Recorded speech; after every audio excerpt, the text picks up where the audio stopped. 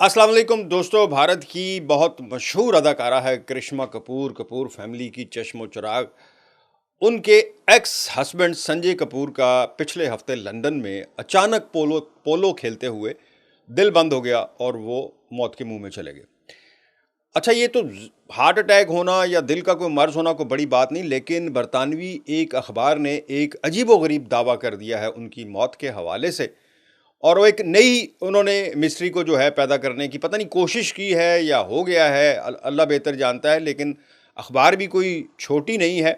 But इनका जो claim है, पहले मैं आपको वो बता दूं।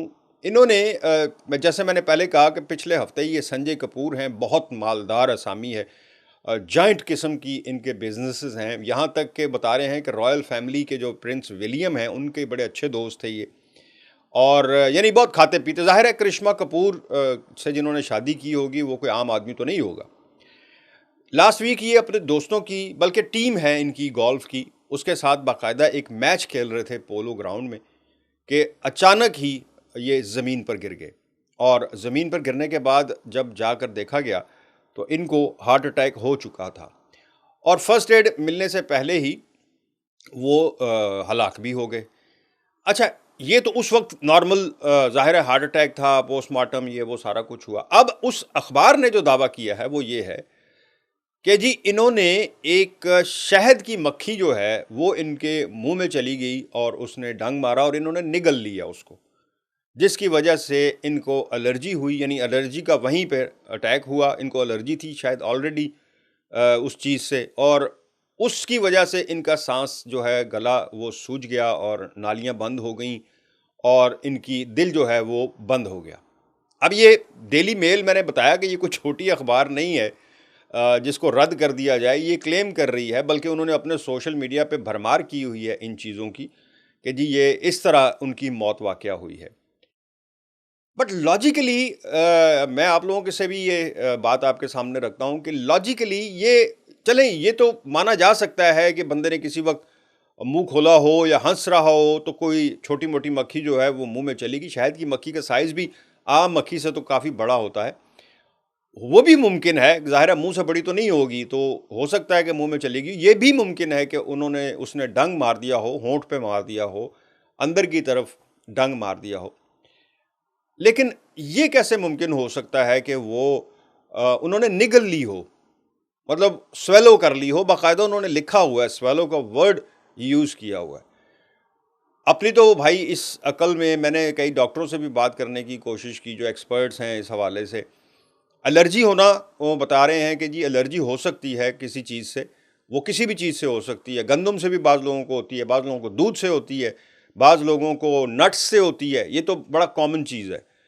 बट उससे फौरी तौर पे हार्ट अटैक हो जाना एलर्जी से, वो भी मुमकिन नहीं है। बहुत ही रेयर चांसेस हैं होने को। तो कुछ भी हो सकता है लाइफ में, इंसान के साथ कुछ भी हो सकता है। अच्छा, वो बात जो है वो हज़म होने को समझ नहीं आ रही कि ये जो स्वेलो कर लिया उन्होंने उस मक्खी को और उससे उनका दिल बंद हो गया। और ये अब अल्लाह बेहतर जानता है। आप लोग अगर कोई इसमें कोई एक्सपर्ट है इस हवाले से तो वो अपनी राय ज़रूर दे मुझे कि कैसे हो सकता है कि इस तरह का वाक़या, कभी आपने पहले कभी कोई ऐसा वाक़या सुना हो कि एक शहद की मक्खी के काटने से या स्वेलो कर लेने से किसी का दिल बंद हो जाए।